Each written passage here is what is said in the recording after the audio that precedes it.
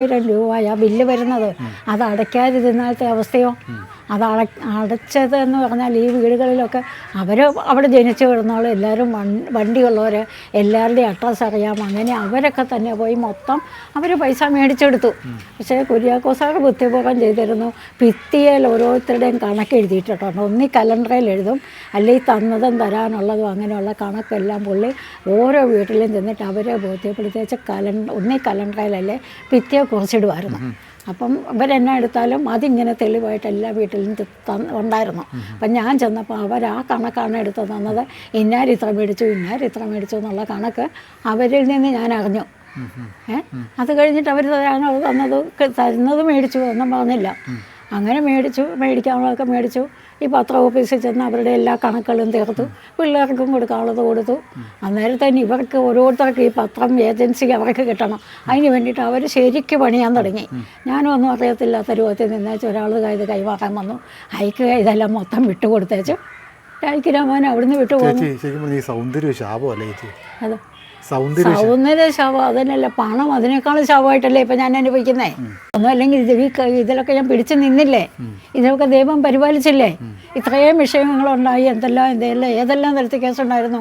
ഹൈക്കോടതി വരെ പോയി കേസ് നടത്തിയില്ലേ. ചേച്ചി സിനിമയിലോ സീരിയലിലോ എല്ലാം പോകാനായിട്ട് ആഗ്രഹിച്ചിട്ടുണ്ടോ? എനിക്കങ്ങനെ വേണ്ടല്ലോ, വന്നച്ചെന്ന് ദൈവം ബുദ്ധിമുട്ടില്ലാതെ ദൈവം മുകളിലോട്ട് വിളിച്ചാൽ മാത്രം മതി, അല്ലാതെ ഇനി ആൾക്കാർ വിളിച്ചു കഴിഞ്ഞാൽ ചേച്ചി പോവോ? ഞാനോ? എനിക്ക് അതിൻ്റെ ആർക്കെല്ലാം നന്മ കിട്ടുന്നുണ്ടെങ്കിൽ അത് ചെയ്തു കൊടുക്കാൻ തയ്യാറാണ്. അല്ലാതെ അതിൻ്റെ വരുമാനമോ അല്ല അതിൻ്റെ മറ്റുള്ള യാതൊരു ലാഭത്തിനും വേണ്ടിയിട്ടല്ല പോകുന്നത്. ഇത് നമുക്ക് തുന്നിച്ചു നോക്കാൻ പറ്റുമോ ഓരോ മനുഷ്യനെ? അവരുടെ ഉള്ളിൽ നമുക്കറിയാൻ പറ്റുമോ? അല്ല, ഈ ചാനലിൽ പോലെ വരാൻ തുടങ്ങിക്കഴിഞ്ഞാൽ പിന്നെ അങ്ങനെ ഇത്ര ഇതാന്നുള്ളത് ഞാൻ അറിയുന്നത്. പോലീസ് വന്നപ്പോഴും ഞാനൊന്നും പറഞ്ഞില്ല, എനിക്കറിയാവുന്നതൊക്കെ ഞാനിപ്പം നിങ്ങളോട് പറയുന്ന പോലെ അത് പറഞ്ഞു. അങ്ങനെ അകാരൂപത്തിലല്ലാതെ ആ മനുഷ്യൻ എന്നോട് ഒരു തരത്തിലും ഒരു ദോഷമായിട്ടുള്ള ഒന്നും നോക്കുകയോ പറയുകയോ ചെയ്തിട്ടില്ല. ഇല്ല, അങ്ങനെ പോലും ഒരു ശല്യം വന്നിട്ടില്ല. അങ്ങനെ അത്ര ഒരു ഭീകരനാന്ന് പോലും എനിക്ക് തോന്നിയിട്ടില്ല. ഇല്ല, അതിന്റെ ആവശ്യമില്ല. ഉണ്ടായിരുന്നായിരിക്കും. ഇപ്പൊ കല്യാണം ആലോചിച്ചോ അല്ല ആഗ്രഹിച്ചു വരുന്നവരോ തെറ്റായ രീതിയിലല്ലല്ലോ, നല്ല കുഞ്ഞായിട്ടല്ലേ നിൽക്കുള്ളൂ. ഇപ്പം പല പ്രാവശ്യം വിളിച്ചു കാണുമായിരിക്കും. അതിപ്പം നമ്മൾ ഓർത്തിരിക്കേണ്ട കാര്യമില്ലല്ലോ. പിന്നെ ഇപ്പം ആ സ്ഥലം മേടിച്ചു കഴിഞ്ഞപ്പോഴാണ് ഇത്ര സ്റ്റേണായിട്ട് വരുന്നത്. ആ വർഷം തന്നെ ജോലിയും കൊച്ചു ഇവിടെ താമസിക്കാൻ വന്നു. ചേച്ചിക്ക് വേറെ ബാധ്യതയൊന്നുമില്ല. ചേച്ചി ഒറ്റപ്പെട്ട ഒരാള്, ഇത്രയും സ്ഥലത്തിന് ഉടമ, വീട് സ്ഥലമുണ്ട്, അത്യാവശ്യം ബാങ്ക് ഡെപ്പോസിറ്റ് കാര്യങ്ങൾ, നല്ല സെന്റർ സ്ഥലമല്ലേ. പിന്നെ ചേച്ചിക്ക് ജോലിയുള്ള കാരണം സഭാഷിന് കിട്ടിയില്ലെങ്കിലും കുഴപ്പമില്ല. ചേച്ചി അതായത് അഡ്ജസ്റ്റ്മെന്റ് ചെയ്ത്, അതായത് പരസ്പര ധാരണയോട് കൂടി കൂടെ താമസിച്ച് കഴിഞ്ഞ് കഴിഞ്ഞാൽ ലിവിങ് ടുഗദർ ആയിട്ട് ജീവിച്ചങ്ങ് പോകാമല്ലോ, കുഴപ്പമില്ല. ഇല്ലാതെയാക്കാം. അതന്നെയല്ല, ജോലിയും കൊച്ചും ആ സ്ഥലം മേടിച്ച് ആ വർഷങ്ങൾ തന്നെ ഇവിടെ താമസിക്കാൻ വന്നു. അതോടെ ഇവരുടെ ഒക്കെ ശല്യം ഒഴിവായി. ഇവിടെ ആളില്ലേ, ആളില്ലാത്ത വീട്ടിലല്ലേ ഇവർ കയറി പണിയുള്ളൂ. ഇല്ലായിരിക്കും, പക്ഷെ അല്ല അല്ലെന്നേ കാണാൻ മിടിക്കുക അല്ലെങ്കിൽ സഭാഷി 5 ലക്കത്തെ വരുമോ? ഇപ്പൊ കാണാതെ പോയ പെണ്ണുങ്ങളെല്ലാം സുന്ദരിയാച്ച പ്രായമായാലും അവരൊക്കെ കാണാൻ കൊള്ളാവുന്ന ആൾക്കാരായിരുന്നു. പക്ഷേ ഞാൻ ചോദിക്കുന്നേ ഇതേ ഉള്ളൂ, ഇത് ആരും അറിയാതെ ഐശ്വര്യത്തിന് അങ്ങോട്ട് പോയത് അല്ലെ ആരോടെങ്കിലും പറഞ്ഞിട്ട് പോകത്തില്ല, അല്ലെ ആരെങ്കിലും കൂട്ടിക്കൊണ്ട് തലേ ദിവസം ഞങ്ങൾ തങ്ങളിൽ കണ്ടല്ല ഒന്നും പറയത്തില്ലായിരുന്നോ?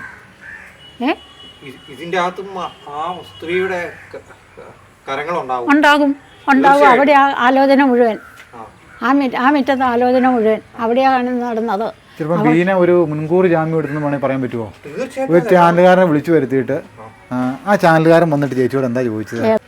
ബീനനെ ഇന്റർവ്യൂ ചെയ്ത ചാനലുകാരൻ എത്ര പേരായിരുന്നു? അവർ എപ്പോഴാണ് എവിടെ പോയെന്നൊന്നും അറിയത്തില്ല. അവരിങ്ങനെ കുറേ പേരുണ്ടായിരുന്നു. വന്ന് ഇതൊക്കെ പറഞ്ഞപ്പം ഞാൻ പറഞ്ഞു, ഞാനൊരു കാരണവശാലും എനിക്കറിയാം, ഞാൻ പോലീസ് പറഞ്ഞിട്ടുണ്ട്, അവർ പ്രത്യേകം പറഞ്ഞിട്ടുണ്ട്, വേറെ ആർക്കും ഇൻ്റർവ്യൂ കൊടുക്കണ്ടെന്ന് പറഞ്ഞിട്ടുണ്ട്, അതുകൊണ്ട് തരുകയില്ല എന്ന് പറഞ്ഞപ്പോൾ തന്നെ ഈളങ്ങ് മൂത്തു.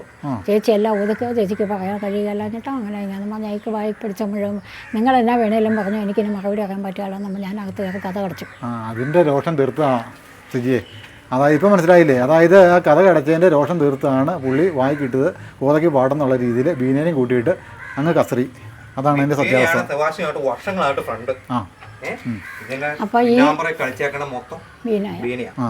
ഈ കളിയിലും ബീനായാണ്, ഈ വാർത്തയുടെ പുറകിലും ബീനയാണ്. അതെ, സംശയമില്ലാത്ത കാര്യമാണ്. നമ്മളെന്നാ ഇവിടെ വെച്ച് ഇന്റർവ്യൂ ചെയ്തപ്പോൾ ഫോൺ എടുത്ത് ചേച്ചീനെ കാണിച്ചപ്പോൾ ബീന ചോദിക്കുവാണ്, ഇയാൾ എന്നാ ഫോൺ പൊക്കി കാണിക്കുന്നത്? അന്നേരം തന്നെ നമുക്കൊരു ഡൗട്ടിൻ്റെ ചെറിയ സ്പന്ദനങ്ങൾ ഉണ്ടായത്. ഇതിൻ്റെ എല്ലാം കളി അത് തന്നെയല്ല, സെബാസ്റ്റ്യനകത്തായത് സഹിക്കാൻ മേലാത്ത വിഷമമാണ് ബീനയ്ക്ക്. അതാണ് ഇത്രയും കിടന്നുകൊണ്ട് കളിക്കുന്നത്. അപ്പോൾ അങ്ങനെ സഹിക്കാൻ പറ്റിയത് വിഷമം തന്നെ ബീനയ്ക്ക്. എന്നാ വർക്ക് കാണുമായിരിക്കും, നമുക്കറിയാമോ? നമ്മളോട് പറയുമോ?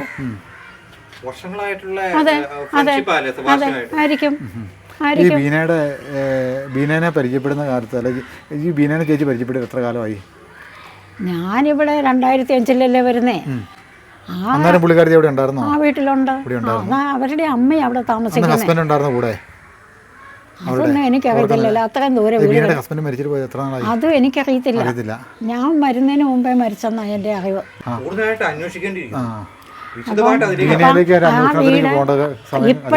ഇപ്പോഴാ വീടാണ്, മറ്റേ നേരത്തെ ഒരു ചെറിയ വീടായിരുന്നു. അപ്പം അവരപ്പുറത്തോട്ടാ വഴി, ഇതിലൂടെ വരേണ്ട കാര്യവും ഇല്ല. അത് കാരണം എനിക്ക് അവരുമായിട്ടൊരു ബന്ധവുമില്ല. പിന്നെ പലതും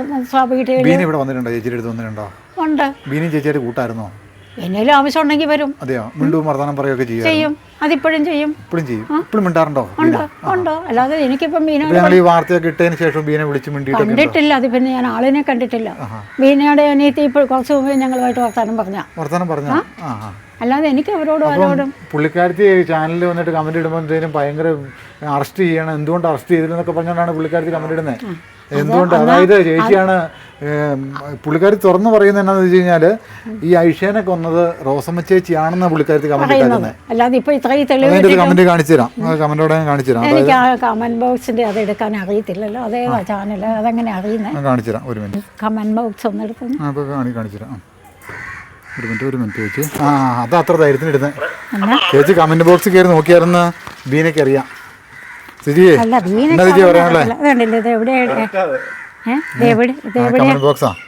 കമന്റ് ബോക്സ് ഇത് താഴെ, ഇത് താഴെ ഈ കിടക്കുന്ന കമന്റ് ബോക്സ്, ഇത് ഇങ്ങനെ പൊക്കി വിട്ട് കഴിഞ്ഞാൽ ഇതിൻ്റെ അത് കമന്റ് ഇട്ടേക്കുന്ന കാണാത് കണ്ടോ? ഈ ഇതുണ്ടോ? ഇതാ കമന്റ് ബോക്സ്. എവിടെ ഞെക്കേണ്ടത്? ഇവിടെ താഴെ ഞെക്കാതെ. ഇത് വീഡിയോ കയറുന്നു.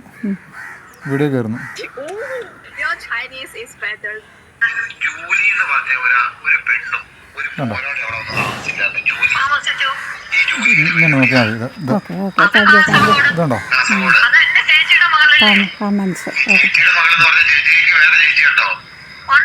ജൂലിയെ കുറിച്ച് ഒന്ന് അന്വേഷിച്ചുകൂടെ? ആൾക്കാർ കമന്റ് ആയി. അതെ, നേരം പോലെ വായിച്ചോളാം. അങ്ങനെയാണ് വന്നെ. ചക്കയുണ്ട്, അത് ഈരും പേരും, അത് ഒരു തരത്തിലും അത് വേറെ വെട്ടിയെടുക്കത്തില്ല. അതെല്ലാം ചക്ക മുഴുവൻ പോകുക.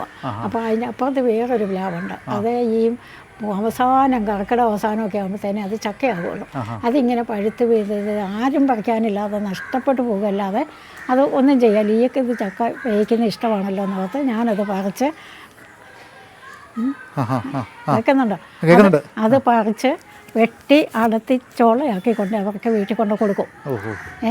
അന്നേരം അത് അവർ പറഞ്ഞിട്ടാണ് അത് പറിക്കുന്നത്. അത് വെട്ടി അടത്തി അത് ഒരു ചക്ക ഒരാൾ പറിച്ചു കൊടുക്കണമെങ്കിൽ ഏറ്റവും കുറഞ്ഞൊരു 50 രൂപയെങ്കിലും കൊടുക്കണം. അല്ലെന്നേ, അവിടെ ആ ഷീറ്റല്ല വീഴുന്നത്. അല്ല, അവിടെ ആ സൈഡിൽ കൂടെ കെട്ടിയാക്കുന്ന ഷീറ്റല്ല വീഴുന്നത്. എന്നിട്ട് ഒരു ചക്ക വന്ന് പറിച്ചു കൊടുക്കണമെങ്കിൽ 50 രൂപയാ ചിലവ്. ആ സാധനത്തെ ചക്ക പറിച്ച് വെട്ടിയെടുത്ത് ചുളയാക്കിയാണ് ഞാൻ ആ വീട്ടിൽ കൊണ്ട് കൊടുക്കുന്നത്. അവർക്കത് കഴിച്ചാൽ മതി. അവരാണ് ചക്കയുടെ ആവശ്യത്തിന് മാത്രമേ റോസം വരുമെന്ന് പറഞ്ഞത്.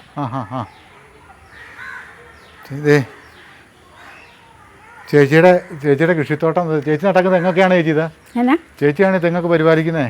ഞാൻ വന്നേ പിന്നെ തൈ വെച്ച് കൊടിയൊക്കെ നടാനായിട്ട് ചേച്ചി നടാനായിട്ട് കൊടി നടാനായിട്ട് ആ പറമ്പിന്റെ ആ സൈഡിൽ കൂടെ മുഴുവൻ കന്നാരോ വെച്ചേക്കുന്ന കൈത, ആ സൈഡ് മുഴുവൻ തീർത്തുണ്ട്.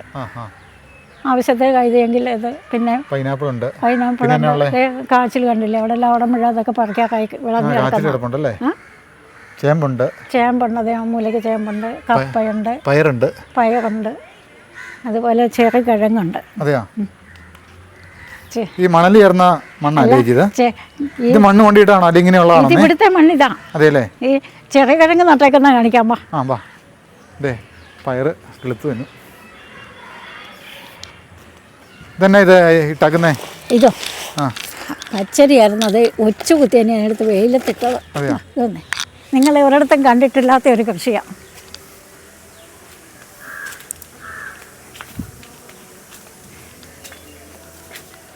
കേട്ടോ, ഐസ്ക്രീം ബോക്സാണ്. ആ ഇതിൻ്റെ അകത്താണ് ചെറുകിഴങ്ങ് നട്ടാക്കുന്നത്. ഐസ്ക്രീം ബോക്സ് രണ്ടെണ്ണം കിട്ടി. അതാ ആരാണ്ട് കൊണ്ട് ചുമ്മാ അവിടെ നിന്ന് ഇട്ടേച്ച് പോയതാണ്. ഞാൻ എടുത്തുകൊണ്ട് വന്ന് നികത്തി ഇതാക്കി. എന്നിട്ട് ഇത് ഞങ്ങൾ ഒരു പ്രാവശ്യം 2-3-4 പ്രാവശ്യം പറിച്ച് ഇത്രയും നീളമുള്ള നല്ല മുഴുത്ത കിഴങ്ങ് അത് മേലോട്ട് കയറി കിടക്കുന്നത്. വേണമെങ്കിൽ പറിച്ച് കാണിക്കാതെ. അത് കരികലയൊക്കെ ഇട്ട് നട്ടതാണ്. എന്നിട്ട് അതിപ്പോൾ അതെല്ലാം വളമായത് കണ്ടോ, മണ്ണ് പറിക്കാറായതാണോ? പറിച്ച് ഞങ്ങൾ പറിച്ചതാ. എന്നിട്ട് ഇനിയും വിത്തിനിട്ടേക്കുന്ന ഇതെല്ലാം കാണുന്നേ. അതൊക്കെ നല്ലപോലെ നിൽക്കുന്നോ.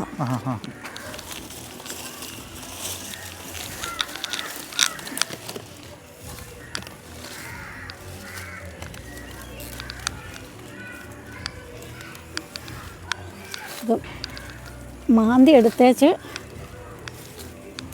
വീണ്ടും മണ്ണിട്ട് നികത്തിയിട്ടേക്കുന്നു. അതെല്ലേ? ഐസ്ക്രീം ബോക്സാണ്. ഇതൊക്കെ നടാനുള്ളതാണ് എനിക്ക്. അതെ കിടക്കണപ്പുണ്ടല്ലോ. ഇത്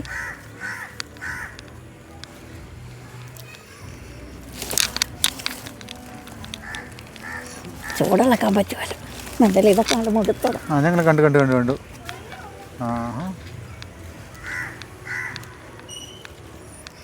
ഭയങ്കരത്തില്ല അത്രേ ഉള്ളത്. ഇനി ഒത്തിരി മാന്തണം വേണ്ട. അതല്ലേ? മൂത്താണോ ഇത്? ഇത് മൂത്തതാ. അതെല്ലേ? വേണമെങ്കിൽ ഇത് അരുവ എടുത്തോണ്ട് വന്നിട്ട് ഇങ്ങോട്ട് മാന്തി എടുക്കാം. അത് മതി. മൂടിയിട്ടേ വെയിലടിക്കണ്ട. കൃഷി ഇത് എന്താ ചേച്ചി? ഇത് ശംഖുപുഷ്പമാണോ ഇത്? 3-4 പ്രാവശ്യം ഞങ്ങൾ പുഴുങ്ങിയതാ ഇതിന്റെ കിഴങ്ങെടുത്തിട്ട്.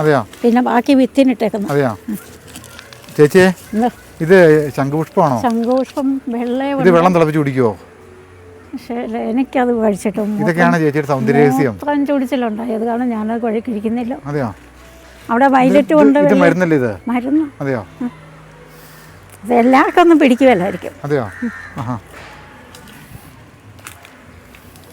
അത്യാവശ്യം വേണ്ടുന്ന ലൊട്ടിലൊടുക്കെല്ലാം ഉണ്ട്. പേരയുണ്ട്, പച്ചക്കറികളെല്ലാം ഉണ്ട്,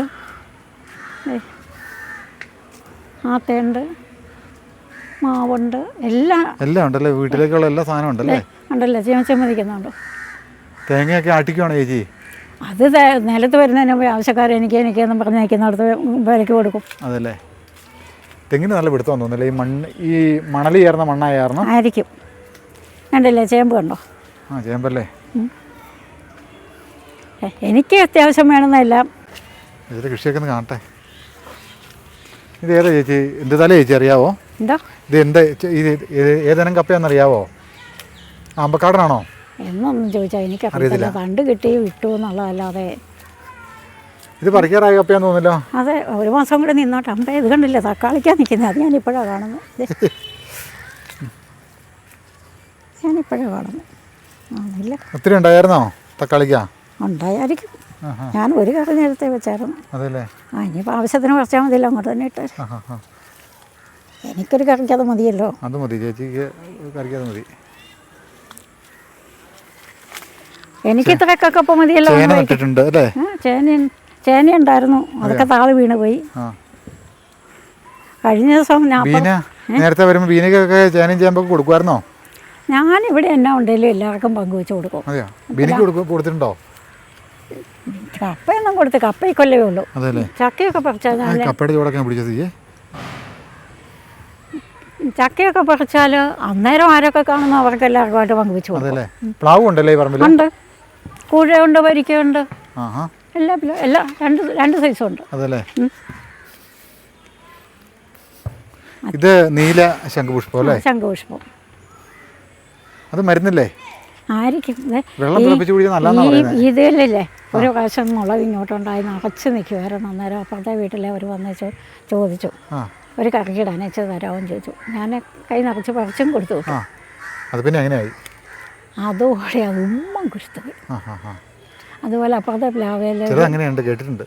അപ്പുറത്തെ ഒരു പ്ലാവേൽ വരിക്കയായിരുന്നു അന്നേരം, വലിയ ചക്കയായിരുന്നു. അത് എനിക്ക് തന്നെ പറിക്കത്തുമില്ല, എന്ന് കൊടുക്കത്തുമില്ല. അന്നേരം ഞാൻ അവരെ വിളിച്ച് അവരുടെ പയ്യനെ കൊണ്ട് തന്നെ അത് കണ്ടിച്ചിടിച്ചു. ആ ചക്ക അതുപടിയെ കൊടുത്തു വിട്ടു. ഒരു 10 വർഷമെങ്കിലും ആയിട്ടുണ്ട്. അതിൽ പിന്നെ ഇന്ന് വരെ ആ പ്ലാവേന്ന് ഒരു ചക്ക കിട്ടിയിട്ടില്ല. ജൂലി അപ്പുറത്തെ വീട്ടിലെ ചേട്ടൻ പറഞ്ഞു ജൂലി കൃഷിപ്പണിക്കൊക്കെ കൂടുമായിരുന്നു, ചേമ്പും കപ്പയൊക്കെ നടുവായിരുന്നു, ചുമ്മാ അടങ്ങി ഒതുങ്ങി ഇരിക്കരുതായിരുന്നു പറഞ്ഞു. ഓടി നടന്ന് സഹപണിയും ചെയ്യുമായിരുന്നു. ഇപ്പം ഞങ്ങളെല്ലാവരും അങ്ങനെയൊക്കെ തന്നെ, അല്ലാതെ അടങ്ങിയിരിക്കും. ജോലിക്കൊരു 10-46 വയസ്സുണ്ട്. 46 വയസ്സുണ്ടല്ലേ? ചേച്ചിനെ വിളിക്കുവോ? പിന്നെ അതെയോ? പിള്ളേരല്ലേ, കഴിഞ്ഞ ദിവസം ഞങ്ങൾ കല്യാണത്തിൽ വെച്ച് കണ്ടായിരുന്നു. അതെയോ? ചുമ്മാ ഈ രാവിലെ തൊട്ട് വൈകിട്ട് വരെ സീരിയൽ കണ്ടിരിക്കുന്ന പെണ്ണുങ്ങളുണ്ടല്ലോ, അവരൊക്കെ ഒന്ന് കാണട്ടെ. ചുമ്മാതെ ബോക്സ് ഞാൻ ഇതിൻ്റെ അടിയിൽ നിന്ന് പിടിക്കാം. അതേ ചുമ്മാ പൊട്ടിയിട്ടുണ്ടല്ലേ? അടിയിൽ നിന്ന് ചുമ്മാ ബോക്സിൽ നിന്ന് ചേച്ചിയുടെ വീട്ടാവശ്യങ്ങൾ കിട്ടുമോ ഒരു വർഷത്തേന്? അതിപ്പോൾ ആദ്യത്തെ ഒന്ന് പരീക്ഷണമല്ലേ. അതെയോ? ചുമ്മാതെ ഒന്ന് പരീക്ഷിച്ച് നോക്കിയതാ എങ്ങനെയുണ്ടെന്ന് അറിയാൻ. അത് ഏതായാലും നല്ലപോലെ കയറി വന്നു. അതിൻ്റെ അകത്ത് വെച്ചു അത് നല്ലപോലെ വന്നില്ലേ, ചുമ്മാ ഒന്ന് പരീക്ഷിച്ചതാ. പച്ചക്കറിയുടെ ബോക്സ് അല്ലേ അത്? അതെ, അവർ കൊണ്ടൊന്ന് ചുമ്മാ ഇട്ടേച്ച് പോയതാ, ഉപയോഗിക്കാതെ അവരിട്ടേച്ച്. അപ്പോൾ അതെടുക്കാനാണെങ്കിൽ ഇതിനേക്കാളും ഒരു 4-5 ബോക്സ് അപ്പുറത്ത് നിൽപ്പുണ്ട്. 4 ബോക്സ് കൊണ്ടുണ്ട്, വേണമെങ്കിൽ അതോടെ എടുത്തോ. അപ്പോൾ കൈവശത്തുണ്ട് ബോക്സ്. അതുകൊണ്ട് ബോക്സിൻ്റെ മണ്ണ് നിറച്ച് പച്ചക്കറി നട്ടാലും നല്ലതല്ലേ ചേച്ചി? അതെ, നല്ല സൂപ്പറാണ്. ഞാൻ എല്ലാവർക്കും റോസമ്മ ചേച്ചി ഒരു മാതൃകയാണ് അല്ലേ? ആ,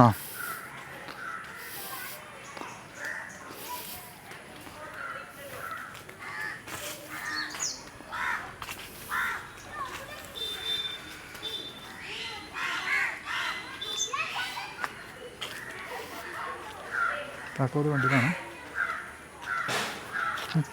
കയ്യിലാണോ താക്കോല്? വേണ്ടേ കാന്താരി ഉണ്ടോ? വേണ്ട, നല്ല മുഴുത്ത കാന്താരി മുളക്. എന്തോ നല്ല മുഴുത്ത കാന്താരി പറഞ്ഞു ചേച്ചി, ഇന്ന് പറഞ്ഞു ചേച്ചി, അടുത്തുനിന്ന് പറ കിട്ടിയിട്ടില്ല. മുഴുത്ത കാന്താരി മുളക്. മുഴുത്ത കാന്താരി അല്ലേ? നല്ല സൂപ്പർ കാന്താരിയിൽ ഏറ്റവും നല്ലതാണ്. ഇതിങ്ങനെ കാച്ചിലിങ്ങനെ വളർന്ന് കയറി പോകുന്നത്.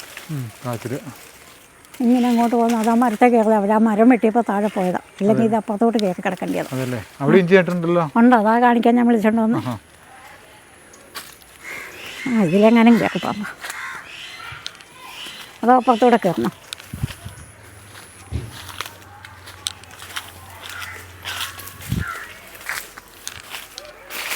മധുരക്കിഴങ്ങ് അത് പറ. തന്നെ കയറി പറഞ്ഞു തന്നെ കിളുത്ത് വന്നതെന്ന് ഞാനൊന്നും ചെയ്തതല്ല. നോക്കട്ടെ, കിഴങ്ങിലുണ്ട്. കിഴങ്ങുണ്ടല്ലേ? കിഴങ്ങ് കാണും, പക്ഷേ ഞാൻ നട്ടുമല്ലോ തന്നെ കിഴങ്ങ് കിട്ടും അല്ലേ? ചേച്ചിക്ക് ആവശ്യമുള്ള കിഴങ്ങ് കിട്ടും അല്ലേ?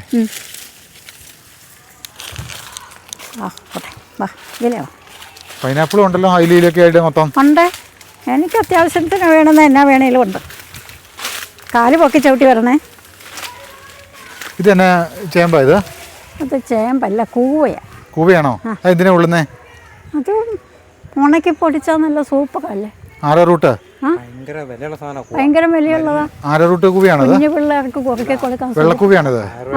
അതെ അതെ, പിള്ളേർക്ക് കുറുക്കി കൊടുക്കാനൊക്കെ നല്ലതാണ് ഈ കൂവ. അത് 1-2 മൂട് 2000 രൂപയുണ്ടല്ലോ കിലോയ്ക്ക് വരാം. അതെ, 1-2 മൂട് കിട്ടിയപ്പോൾ ഞാനത് കൊണ്ടൊന്ന് കുഴിച്ച് വെച്ചതൊന്ന് വലുതാക്കുന്നു. ഇനി അടുത്തെല്ലാം നല്ലതായിട്ട് പറിച്ചു വെക്കും. അതെന്താ സംഭവം? അത് ചേമ്പ്. ഈ കണ്ണൻ ചേമ്പ്. അതല്ലേ? വേണ്ടേ, അതിൻ്റെ തട ഞാൻ നടാൻ വിത്തെടുത്തിട്ട് നടാനായിട്ട് എഴുതുകയാണ്. കാച്ചിലുകൾ കിട്ടുന്നത് ഒന്നും പറിക്കാറായിട്ടില്ല, വളർന്നു വരുന്നതേ ഉള്ളൂ. ഇത് കരിയില വേസ്റ്റൊക്കെ ഇട്ട് വെച്ചാൽ പക്ഷേ ഇപ്പോൾ അത് മണ്ണായിട്ട് വരുന്നുണ്ടോ, ഇങ്ങനെ അടിയിലോട്ട് വരും. അടിയിൽ ഉറച്ചു പോയി. ഒരു മാസത്തെ വളർച്ചയും കൂടെ. ഈ ബോക്സിൽ ഇങ്ങനെ ഇഞ്ചി നട്ട് കഴിഞ്ഞാൽ നന്നായിട്ട് അല്ലേ? ബോക്സിൽ ഇഞ്ചി നട്ട് കഴിഞ്ഞാൽ മണ്ണിന് നല്ല ഇളക്കം കിട്ടും അല്ലേ? ഉണ്ട്. ഇതെല്ലാം ഈ ബോക്സിൻ്റെ അകത്തുണ്ടല്ലോ, ഇതെല്ലാം നല്ലതായിട്ടല്ലേ വന്നേക്കുന്നത്. അതെ, ഞാൻ ഓർത്തില്ലേ കാച്ചിലൊക്കെ ഇതുപോലെ വരുന്നുണ്ടോ, നല്ല സൂപ്പറായിട്ടല്ലേ കിടച്ച് കറിയിക്കുന്നത്.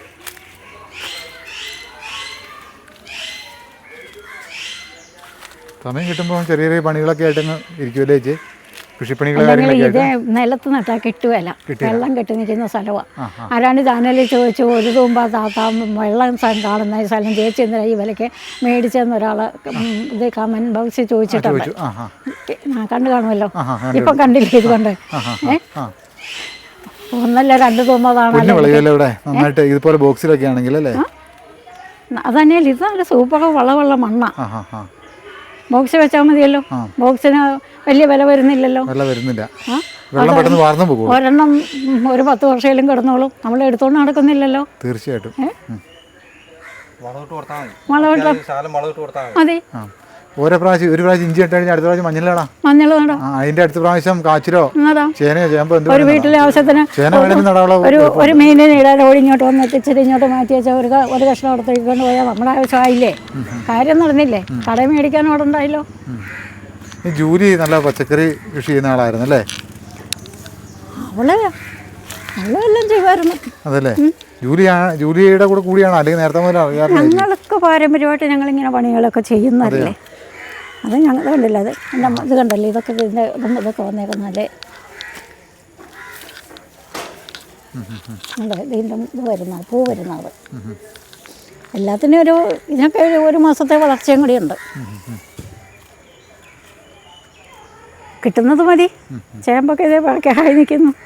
കപ്പയൊക്കെ പറിച്ച് മാറ്റിയതാണ് ഇവിടുത്തെ. അത് കപ്പയെ മറിച്ചിട്ട് എൻ്റെ തണ്ടിട്ടേക്കുന്നത്, അത് അപ്പുറത്തെ പറമ്പി നടണമെന്ന് ഓർത്താൽ പറ്റിയില്ല. എല്ലാം കൂടെ കൊണ്ടുപോയാലേ എന്നെ കൊണ്ട് പറ്റുകയല്ല, എനിക്ക് ആവശ്യത്തിനുള്ള പോരെ. അവിടെ ഈ ക്യാപ്പ് ഇട്ടത് അന്ന് ആ പൈപ്പ് എന്നാൽ കുറച്ചുകൂടെ ആ ഭിത്തിയിൽ ചേർത്ത് ഇടാൻ പറ്റായിരുന്നോ അന്ന് മറച്ചപ്പം? ഇടയ്ക്ക് അല്ല, അത് അവരുടെ മതില, അവിടെ നിന്ന് 1.5 അടി അകലെ അടുത്തത് ഇടാൻ പറ്റുള്ളൂ. അങ്ങനെയുണ്ടോ? അത് നിയമമല്ലേ. അപ്പോൾ അത് കാരണം 1.5 അടി അകലത്തിലിട്ടു. പക്ഷേ അതിൻ്റെ ഇടയ്ക്കൂടെ ആൾക്കാർ കയറി വരാതിരിക്കാനാണ് ഞാൻ ആ ഇടം അടച്ചത്. അതല്ലേ, അല്ലേ കൈ കെട്ടുന്നവർ അതിലൂടെ കയറി ഇഞ്ചിയൊക്കെ പറിച്ചുകൊണ്ട് പോയാൽ പോയില്ലേ. അത് വരാതിരിക്കാനാക്കി ആ പടച്ചെന്നേ ഉള്ളൂ.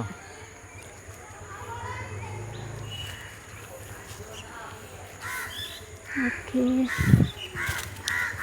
ഇത് ചേമ്പിൻ്റെയൊക്കെ തട നടാനായിട്ടിട്ടേക്കുന്നു.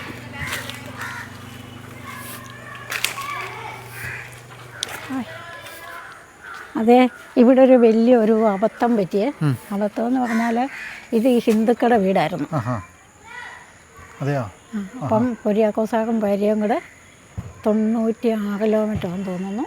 ആ ഹിന്ദുക്കളോട് അവർ വിലയ്ക്ക് മേടിച്ചു ഈ വീട് സ്ഥലം.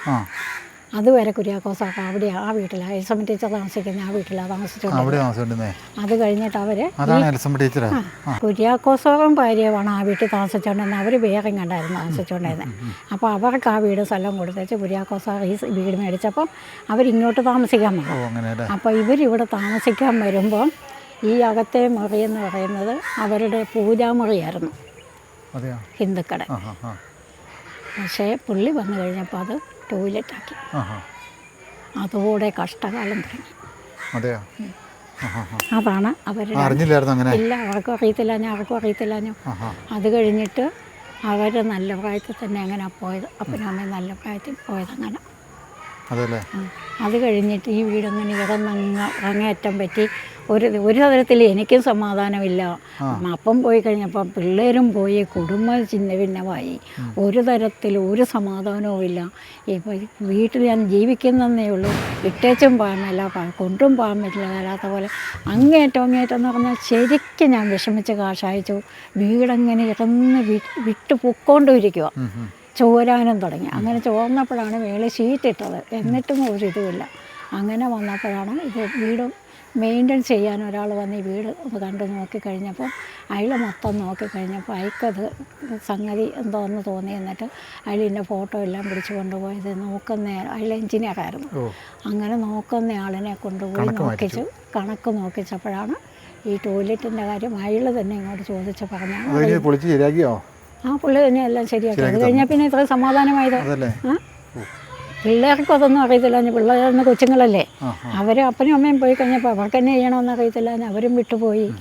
ഒരു തരത്തിലും മേലാത്ത പോലെ എല്ലാ തരത്തിലും ചുറ്റിപ്പോയി.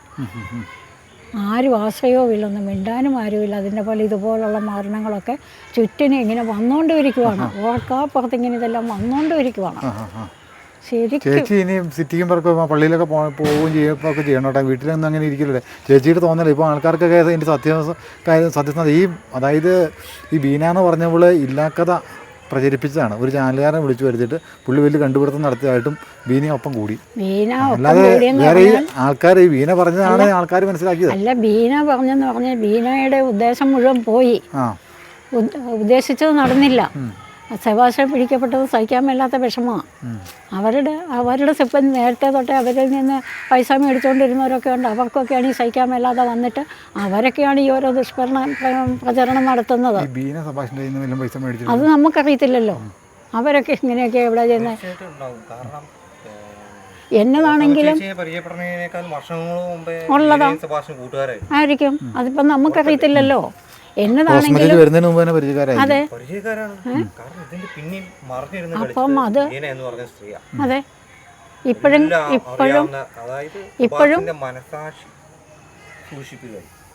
ഇപ്പോഴും ചെയ്തുകൊണ്ട്, അതായത് സെബാസ്റ്റ്യനകത്തായത് സഹിക്കാൻ മേലാത്ത വിഷമമാണ് ബീനയ്ക്ക്. അതിനാണ് ഈ കാട്ടിക്കൂട്ടലൊക്കെ നടത്തിക്കൊണ്ടിരിക്കുന്നത്. ഉദ്ദേശം മുഴുവൻ തെറ്റിപ്പോയി. അപ്പം ചേച്ചീനെ പോലീസുകാർ വന്ന് അറസ്റ്റ് ചെയ്തില്ലാതെ പറഞ്ഞു കഴിഞ്ഞ് കഴിഞ്ഞാൽ കേസ് വേറെ രീതിയിലേക്ക് വഴി മാറ്റി വിടാം. അല്ലെങ്കിൽ എല്ലാം പറഞ്ഞിരുന്നോണ്ട് ബീന എന്നതിനാ ജോലിയുടെ കാര്യത്തിൽ ഇത്രയും വിഷമിക്കുന്നത്. എന്താ വിഷയം അത് തന്നെയല്ല. ഈ മക്കളുടെ കാര്യം എല്ലാം A to Z ഇവർക്കറിയാം. ജോണിയുടെയും മണിയുടെയും കാര്യം അത് പറഞ്ഞാൽ വന്നാൽ നേരെ അവരങ്ങോട്ടേ പോകുള്ളൂ. ഇതെല്ലാം പറയും. എന്നിട്ട് ചാനലിൽ എന്നത്തിനാ സെബാസ്റ്റ്യൻ്റെ കയ്യിൽ പെട്ടുപോയി പിന്നെ കാണുന്നില്ല എന്നൊക്കെ പറയേണ്ട കാര്യം ഓർക്കുണ്ടോ? വെറുതെ അതും പച്ചക്കള്ളമാണെന്ന് എല്ലാവർക്കും ഈ നാട്ടിലുള്ളവർക്ക് മുഴുവൻ അറിയാം. അവരിവിടെ ഉണ്ടെന്നും അവർ ജോലി സ്ഥലത്താണെന്നും അവരുടെ എല്ലാ കാര്യങ്ങളും ഈ നാട്ടുകാർക്ക് അറിയാം. അതിൻ്റെ അകത്ത് ഈ ചാനലിൻ്റെ അകത്ത് ഇത് പറയേണ്ട കാര്യമുണ്ടോ? ഇവിടുന്ന് അയലോക്കത്തിന് വേറെ ഒരാളും ഈ വീണയുടെ പരിചയത്തിലുള്ള ആളാണ്. ഒരാളും ചേച്ചിനെ കുറ്റപ്പെടുത്തി പറഞ്ഞിട്ടുണ്ട്. അങ്ങനെ 2 വ്യക്തികളാണ് ഈ ഏരിയയിൽ നിന്ന് ചേച്ചി അങ്ങനെ അല്ല. ആ 19 വിളിച്ചുകൊണ്ട് വന്നിട്ട് ഇവരുടെ മകനും വേറൊരുത്തനും കൂടെ എന്നെ പരിചയപ്പെടുത്തി ഇവിടെ വന്നതും പറഞ്ഞതും ഒക്കെ. അപ്പോൾ ഇവരിതിൻ്റെ മുഖ്യധാര നിൽക്കുന്നയാളാണ്. അപ്പം നിങ്ങൾ വന്ന ഭാഗത്ത് നിന്ന് മൊത്തം വീക്ഷിക്കുന്നുണ്ടായിരുന്നു.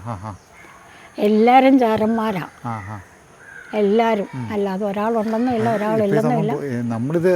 ഞങ്ങൾ വന്നില്ല. ചേച്ചിയുടെ അവസാനം അറിയാവോ? ചേച്ചിനെ എല്ലാവരും കൂടി ഞുള്ളി പറിച്ചാൽ എന്നെയാ ആ രീതിയിലേക്കാണ് വാർത്ത പോയിക്കൊണ്ടിരുന്നത്. അതിന്റെ സത്യാവസ്ഥയാണ്. ഇപ്പം പെട്ടെന്ന് വന്നിട്ട് ചേച്ചി റോസമ്മ ചേച്ചിയോട് പറയാ ഞങ്ങൾ മാർഗയിൽ അവിടെയൊക്കെ പോയി നടന്ന് പറിക്കുക, അങ്ങനെ പല റൂട്ടിൽ പോയി കറങ്ങി തിരിഞ്ഞ് വന്നപ്പോഴത്തേനും ഇതിൻ്റെ ഒരു സത്യാവസ്ഥ ആൾക്കാർക്ക് മനസ്സിലായി. അല്ലെന്നേ, അത് ഇവിടെ വരുന്ന പണ്ട് തൊട്ടേയുള്ള ഇവിടുത്തെ ഈ പോലീസ് സ്റ്റേഷനിലെ പോലീസുകാർക്കെല്ലാം ഇവരെ പറയാം. അപ്പോൾ അവരെല്ലാ തരത്തിലും എനിക്ക് സപ്പോർട്ടുണ്ട്. ചേച്ചിക്ക് എപ്പോൾ ഏതാവശ്യം വന്നാലും വിളിച്ചാൽ മതി. ഞങ്ങൾ ചേച്ചിക്ക് വേണമെന്ന ഹെൽപ്പൊക്കെ ചെയ്ത് അല്ല. അത് കാരണം ബീന നേരത്തെ ജാമ്യം എടുത്തത് ശരിക്കും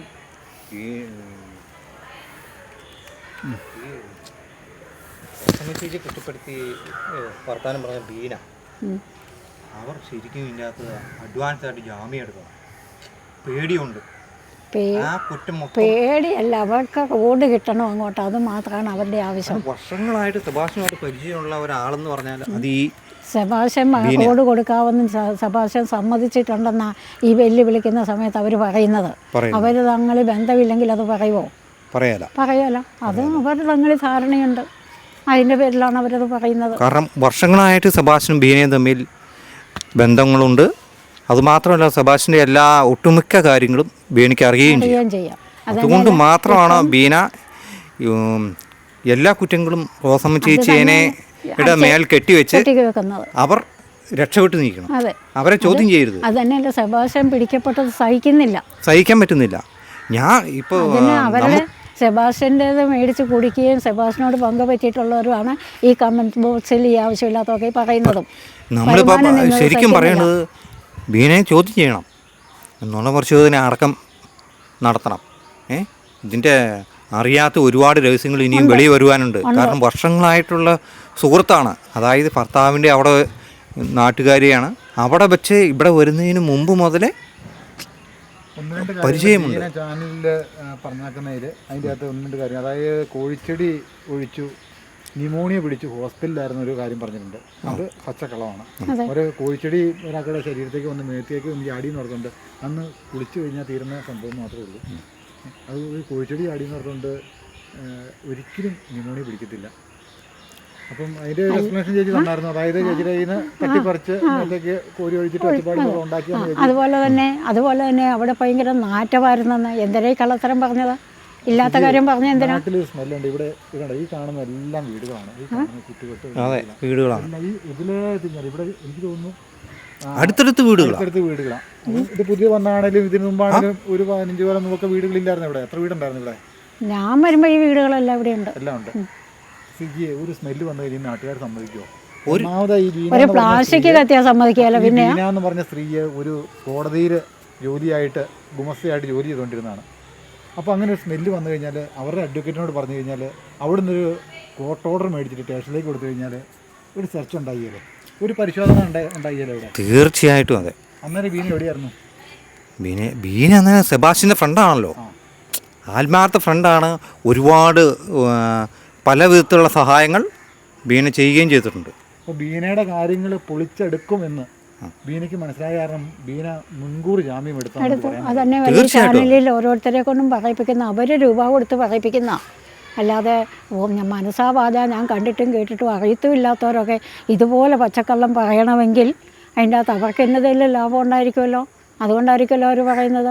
അതായത് ഐഷയെ കാണാതാകുന്നതിൻ്റെ തലേ ദിവസം ഇവിടെ വന്ന് തേങ്ങ ഇതിന് മുകളിൽ ഇടാനായിട്ട്, അതായത് ആ സ്റ്റെപ്പിൽ കൂടെ കയറുന്നത് അവിടെ ഇടാനായിട്ട് വന്നു. ഞങ്ങൾ വർത്താനം പറഞ്ഞു. അന്നേരം ഞാൻ ഒരു പാടും കണ്ടില്ല, ഒന്നും മുഖത്തും കണ്ടില്ല. ഒരു അത്രയും ഇതുണ്ടെങ്കിൽ നീരൊക്കെ ഉണ്ടെന്നല്ലേ അവർ പറയുന്നത്. ഞാൻ അതിലൊന്നും കണ്ടില്ല. ഒരു 3 മണിയായപ്പോൾ ഇത് വാരാൻ വന്നു. അന്നേരം അവരുടെ സംഭാഷണത്തിൽ ഒരു ഇതുമില്ല, സാധാ പോലെ വന്നു എടുത്തുകൊണ്ട് പോയെടുത്ത് അങ്ങനെയുള്ളൊരു സംഭവം നടന്നതായിട്ട് പോലും എനിക്ക് തോന്നുന്നില്ല. പിന്നെ എന്തിനാ അവരെ കൊണ്ട് ഈ കള്ളൻ പറയിപ്പിച്ചത്? അത് മാത്രമല്ല, ഈ സെബാസ്റ്റിനെ ഇവിടെ കൊണ്ട് ചാടിച്ചതും ബീനയാണ്. അതെ അതെ. അതായത് ഈ തൻ്റെ അയലോക്കത്ത് റോസമ്മ ചേച്ചിയെ പോലെ ഒരാളുണ്ടെന്നും അവരുടെ ഭർത്താവ് ഇങ്ങനെ മരണപ്പെട്ടു എന്നും പറഞ്ഞ് ഞാൻ തന്നെയല്ല എൽസമ്മ ടീച്ചറിൻ്റെയും കാര്യം പറഞ്ഞു, ആയിഷയുടെയും കാര്യം പറഞ്ഞു. അതുപോലെ ഇവിടെയുള്ള ഒറ്റപ്പെട്ട പെണ്ണുങ്ങളുടെ എല്ലാം ലിസ്റ്റ് അവിടെ കൊടുത്തിട്ടാണ് വരുന്നത്. ആ വീട് ഇല്ലെന്നേ, സെബാസ്റ്റ്യൻ അവിടെ കച്ചവടത്തിന് ചെന്നു. അത് അവരവിടെ ഒറ്റയ്ക്ക് താമസിക്കുന്ന, അവരും മരിച്ചുപോയി. അതായത് ബീനയാണ് ഈ ഭാഗത്തുള്ള എല്ലാവരുടെയും ഡീറ്റെയിൽ സെബാസ്റ്റിന് കൊടുത്ത് സെബാസ്റ്റിനെ ഇവിടെ കൊണ്ടുവന്നത്. എന്തോ ടീച്ചറല്ലേ ആ വീട്ടിൽ താമസിക്കുന്നേ. ഇനി ഞാൻ ആദ്യമായിട്ട് പറയണോ? ടീച്ചറിൻ്റെ ഭർത്താവ് മരിച്ചു പോയിട്ടല്ലേ ടീച്ചർ ഒറ്റയ്ക്ക് താമസിക്കുന്നേ. ടീച്ചറുണ്ട് അവിടെ. അതുകൊണ്ടല്ലേ സെബാസ്റ്റ്യൻ കച്ചവടത്തിന് ചെന്നേ.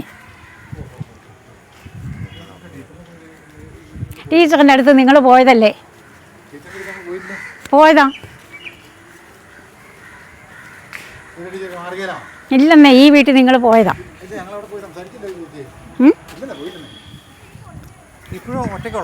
ആരോ? അതെ, അവരുടെ ഇല്ല. ആ വീട് അതിൻ്റെ തൊട്ട് പുറകിൽ ആയിഷയുടെ വീട്.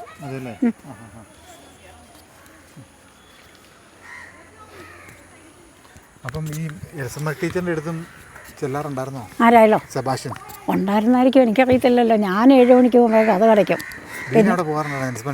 അതൊന്നും എനിക്കറിയത്തില്ല. അത് തന്നെയുമല്ലെന്ന് എല്ലാവരും ഇപ്പോൾ ഫോണിൽ കൂടെ അല്ലേ പറയുന്നേ. ഫോൺ നമ്പർ പോരെ, അത് തങ്ങളിൽ കാണണമെന്നുണ്ടോ?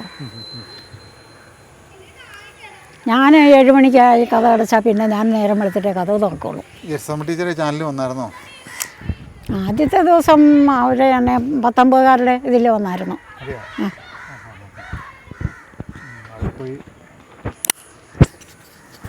19കാരുടെ ചാനൽ എൽസമ്മ ടീച്ചർ അല്ല, അവരുടെ അന്നേരം ഈ റോഡില്ല, വഴിയേ ഉള്ളൂ.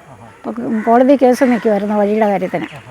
അന്നേരം പിന്നെ ഇവിടെ പാർട്ടീഷൻ വന്നപ്പോൾ ഞാനാണ് പറഞ്ഞത് അവർക്കൊക്കെ റോഡ് അത്യാവശ്യം, അതുകൊണ്ടൊക്കെ എല്ലാവർക്കും റോഡ് കൊടുക്കുക, എന്നിട്ട് വഴിയും വെള്ളവും കറണ്ടും എല്ലാം അത്യാവശ്യമുള്ള, ഇതൊക്കെ ജീവിക്കാൻ ആവശ്യമുള്ളതല്ലേ, അതുകൊണ്ട് അത് വിട്ട് കൊടുത്തിട്ട് ബാക്കി പാർട്ടീഷൻ. ചേച്ചി ഒരു കാര്യമോട് ചോദിക്കട്ടെ, അതായത് ഞങ്ങൾക്ക് ഫോൺ നമ്പറും വേണ്ട. ഇതില്ലേ വസീതക്കുട്ടി? ഞങ്ങൾക്ക് ഇങ്ങോട്ട് നോക്കിയേ, ഞങ്ങൾക്ക് ജൂലിയുടെ ഫോൺ നമ്പർ ഒന്നും വേണ്ട, ഞങ്ങൾ അങ്ങോട്ട് പോകുന്നുമില്ല. ചേച്ചി ഒന്ന് വിളിക്കാവോ? ചേച്ചി ഫോണിൽ നിന്ന് വിളിച്ച് ഞങ്ങൾ ഒന്ന് കേട്ടാൽ മതി, ഞാൻ സ്വരം ഒന്ന് കേട്ടാൽ മതി. ആൾ പ്രസൻ്റാണെന്ന് മാത്രം ഞങ്ങൾക്ക് അറിഞ്ഞാൽ മതി. ഞങ്ങൾ ആ സൗകര്യോടുകൂടി ഈ നാട്ടുകാരുടെ ലോകരെല്ലാം സംശയങ്ങൾ, അതായത് ജൂലിയായിട്ട് പറഞ്ഞു നാട്ടുകാർ സംശയിക്കട്ടെ, എനിക്കതിന് ഒരു കുഴപ്പമില്ലല്ലോ. അതല്ല ചേച്ചി, നമുക്കൊന്ന് ക്ലിയർ ചെയ്ത് ക്ലിയർ ആകാൻ ആകെ ഇത്ര വേദന എനിക്കത് അറിയത്തില്ല. ചേച്ചി കണ്ടമാനം ആൾക്കാർ നമ്മുടെ സിജി എത്ര പ്രാവശ്യം കോൾ എടുത്തിട്ടുണ്ടെന്ന് ചോദിക്കും. അതുപോലെ തന്നെ ഞങ്ങളുടെ ബോസും പറഞ്ഞിരും ഇന്ന് അവർ ഇന്ന് ക്ലിയർ ചെയ്തിട്ട് നിങ്ങളത് ആ കാര്യങ്ങളോടെ സംസാരിച്ചു. നമ്മുടെ മാനേജർ ആ സംഭവം ഇന്ന് ക്ലിയർ ചെയ്ത് ചേച്ചി ഇന്ന് വിളിച്ച് മിണ്ടിയാൽ ഞാൻ അവരോട് ചോദിക്കട്ടെ. അത് മതി, ഞങ്ങളൊന്ന് വെയിറ്റ് ചെയ്യാം. അല്ല അത് മതി. അതിപ്പോൾ അവള് എവിടെയാ എന്താ ഷീറ്റ് അടിക്കാനോ അതിനൊക്കെ പറമ്പിൽ കൂടെ പോന്നാ വിളിച്ചാലൊന്നും കിട്ടുകയല്ല. ഞാൻ വൈകിട്ട് ഞാൻ വിളിക്കാം. വൈകിട്ട് വിളിച്ചിട്ട് ബന്ധപ്പെട്ടിട്ട് വേണമെങ്കിൽ അവർ സമ്മതിക്കുന്നുണ്ടെങ്കിൽ ഞാൻ പറയാം. അല്ലാതെ ഇപ്പോഴൊന്നും ഇപ്പം വിളിച്ചാൽ കിട്ടുകയല്ലെന്ന് പറഞ്ഞാൽ എനിക്ക് ഇത്ര അറിയാൻ മേലാത്ത. അതായത് ഈ ബീന എന്ന് പറഞ്ഞവള് ഈ ജൂലി എന്ന് പറഞ്ഞ ആൾ മിസ്സാണെന്നും നാട്ടിലില്ല എന്നുള്ള രീതിയിൽ പ്രചരണം അങ്ങനെ പ്രചരിപ്പിച്ച് വെച്ചേക്കും. ആയിക്കോട്ടെ, അവളവധി ചെയ്യട്ടെ, എനിക്ക് ഞങ്ങൾക്ക് ആർക്കും വിഷമമില്ലല്ലോ. അല്ല ചേച്ചി, ആൾക്കാർക്ക് അങ്ങനെ ഒരു ഫീല് പ്രത്യേകമാണ്.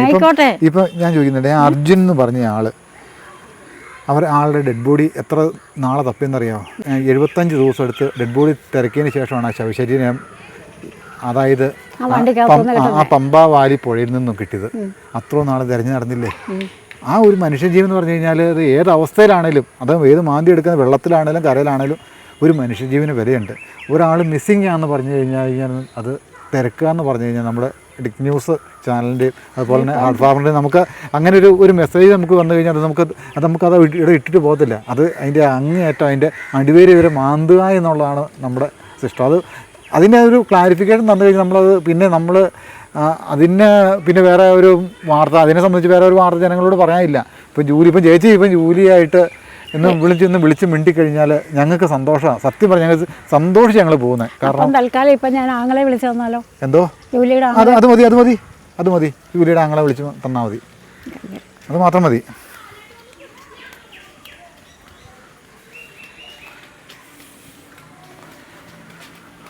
ഒരു നല്ലൊരു കാര്യത്തിലോ നല്ലൊരു കാര്യം പറയുന്ന ഒരാളെ നമുക്ക് അംഗീകരിക്കാതിരിക്കാൻ പറ്റത്തില്ല. ശരിയാണോ സിജിയെ? ഒരാളെ നമുക്ക് തേജോധം ചെയ്യുമ്പോൾ നമ്മൾ ആളിലേക്ക് ചിലപ്പം എല്ലാ ആൾക്കാരും എല്ലാ കാര്യങ്ങളും തുറന്ന് പറയാനായിട്ട് ഒരു മനസാന്നിധ്യം ഉണ്ടായിരുന്നിരിക്കുകയല്ല. എല്ലാം ചാനലിന് മുമ്പിൽ തുറന്ന് പറയില്ല. ചിലപ്പോൾ അവർക്ക് അവരുടേതായ സീക്രട്ടുകളും കാര്യങ്ങളൊക്കെ കാണും. അപ്പോൾ ചേച്ചീനെ സംബന്ധിച്ച് എല്ലാം പറയാനായിട്ട് ചേച്ചിക്ക് മടിയുള്ള കാരണമാണ് ജൂലിയുടെ കാര്യം ചേച്ചി അങ്ങ് എക്സ്പ്ലെയിൻ ചെയ്തത്. അപ്പം അന്നേരം വേറെ ഒരാൾ വന്ന് മുതലെടുക്കുക. ബീന പറയുകയാണ് ഇതുപോലെ തന്നെ ജൂലി നഷ്ടപ്പെട്ടു പോയിരിക്കുന്നു, അവിടെ ഒരു അമ്മയും കൊച്ചും ഉണ്ടായിരുന്നതാണ്, അവരിപ്പോൾ ഇല്ല. അപ്പം അതിൽ ദുരൂഹതയുണ്ട്. അതുപോലെ എന്തുകൊണ്ട് റോസമ്മ ചേച്ചിനെ അറസ്റ്റ് ചെയ്യുന്നില്ല? കമൻ്റായിട്ട് ഇടുന്നതാണ്, എന്തുകൊണ്ട് റോസമ്മേനെ ഇത്രയും നാളായിട്ട് ഇത്രയൊക്കെ തെളിവുകളുണ്ടായിട്ട്. അപ്പം TV90 അയ്യോ TV90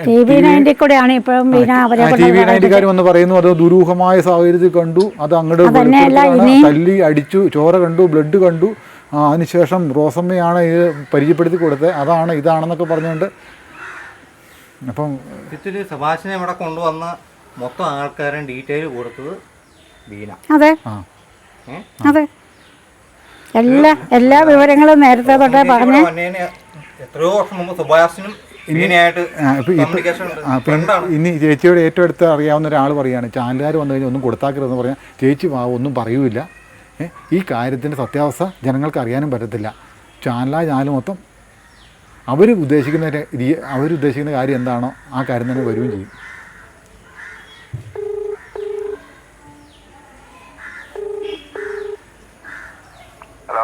ഹലോ, ഉറക്കമൊക്കെ കഴിഞ്ഞോ? ഉറക്കമൊക്കെ കഴിഞ്ഞോന്ന്? എങ്ങനെയുണ്ട്? ഷുഗറൊക്കെ എങ്ങനെയുണ്ട്? ഷുഗർ നോർമലാ. പിന്നെ കാലിനെ പുറകിലൊരു പരു വന്നായിരുന്നു. പരു ഓപ്പറേഷൻ ചെയ്ത് അതെല്ലാം എടുത്തു കളഞ്ഞ് അത് കരിഞ്ഞായിരുന്നു. അത് കഴിഞ്ഞ് വണ്ടി ഓടിക്കുമ്പോ അതിന്റെ സ്റ്റാൻഡ് പുറകിൽ തന്നെ സ്റ്റാൻഡ് തട്ടുന്ന ഇത്രയും വയ്യാതായിട്ട് എന്നാലും അടങ്ങിയിരിക്കാൻ പറ്റുകയല്ലോ അല്ലേ? അടങ്ങിയിരുന്ന വയറ്റിലോട്ട് വല്ലതും പോകണ്ടേ? നിന്റെ സ്വരം കേൾക്കാൻ ഒരാൾ ഇവിടെ നിൽക്കുന്നത് ഞാൻ കൊടുക്കാവേ. ചേട്ടാ നമസ്കാരം. ഇത് ഡിക്റ്റിറ്റ് ന്യൂസ് കേരള എന്ന് പറഞ്ഞ ചാനലിൽ നിന്നായിരുന്നേ. ഡിക്റ്റിറ്റ് ന്യൂസ് കേരള, ഹാർഡ് ഫാർമർ 2 ചാനലുണ്ട്. അപ്പം ഇവിടെ വന്നപ്പോൾ ഇങ്ങനെ ഒരു സഹോദരനുണ്ടെന്ന് പറഞ്ഞു. ജൂലിയുടെ സഹോദരൻ. ആ ജൂലി ചേച്ചിയുടെ എന്തോ ഞങ്ങൾ വാർത്തയുടെ ഭാഗമായിട്ട് വന്നാ. ആ എന്നാ പറ്റിയ ഷുഗറൊക്കെ ആണോ? ഷുഗർ മരുന്ന് കഴിക്കുന്നത് മെഡിസിൻ? അതെ, എങ്ങനെയാ വീണ വല്ലതാണോ? അതെയോ? ആഹാ. ഇപ്പം ഈ റോസമ്മ ചേച്ചിയുടെ എത്രാമത്തെ സഹോദരനാ? അല്ല, ചേച്ചിയുടെ മകനാ, ജൂലിയുടെ ആങ്ങളെയാ. ആ ചേച്ചിയുടെ മകനല്ലേ? Okay okay. ജൂലിയുടെ ആങ്ങളെയാ. ആ ജൂലിയുടെ ആങ്ങളെയാ? ആ. നിങ്ങൾ എത്ര മക്കളെത്ര പേരാ? ഞങ്ങള് 3 പേര്. 3 പേര്. ആളെ കെട്ടിച്ച് ഒരു കൊച്ചുണ്ട്, കെട്ടിയവനുണ്ട്, 18 വയസ്സുള്ള കൊച്ചുണ്ട്. പിന്നെ ജോലി മിസ്സിംഗ് ഉണ്ടെങ്കിൽ ജോലിക്ക് ആങ്ങളെയുണ്ട്, ജോലിക്ക് ഭർത്താവുണ്ട്, കുടുംബക്കാരുണ്ട്. ഞങ്ങള് നോക്കിക്കോളും. സന്തോഷമായിട്ട് ജീവിക്കുന്നവരല്ലേ? ആ. എന്റെ പെങ്ങള് മിസ്സിംഗ് അല്ല, എന്റെ പെങ്ങള് മിസ്സിംഗ് ആണ്. ഞാൻ അതിന്റെ ബാക്കി നോക്കും. ഓക്കെ. ജോലിയെ കുറിച്ച് ഭയങ്കര അത് ഇവിടെ കിടക്കുന്നവർക്ക്, ഇവിടെയും കിടക്കുന്നതല്ല, ചേർത്തല കിടക്കുന്നവർക്ക് വേറെ പണിയൊന്നുമില്ല. എത്ര പറഞ്ഞാലും കേൾക്കും. അല്ലെങ്കിൽ ഞാനിപ്പോൾ എന്നെ എടുക്കാനാ? ഏതായാലും ഇപ്പോൾ കണ്ടെടുത്തോളം നിങ്ങൾക്ക് അറിയാമല്ലോ. എനിക്ക് എന്നെ നോക്കാൻ അറിയാമെന്നുള്ള 90% എനിക്ക് വിശ്വാസമുണ്ട്. പിന്നെ ബാക്കി 10% പോകുമ്പം പോട്ടെ. അത് മനുഷ്യൻ്റെ കാര്യമല്ലേ. ദൈവം വിളിക്കുമ്പോൾ എപ്പോഴായാലും ആർക്കായാലും പോയേ കോളൂ. ജൂലിയുടെ വീട്ടുകാർക്ക് ഉറപ്പുണ്ട് ജോലി ഉണ്ടെന്ന്. പിന്നെ മറ്റുള്ളവരത് വിഷമിക്കേണ്ടെന്നേ പറയുന്നുള്ളൂ.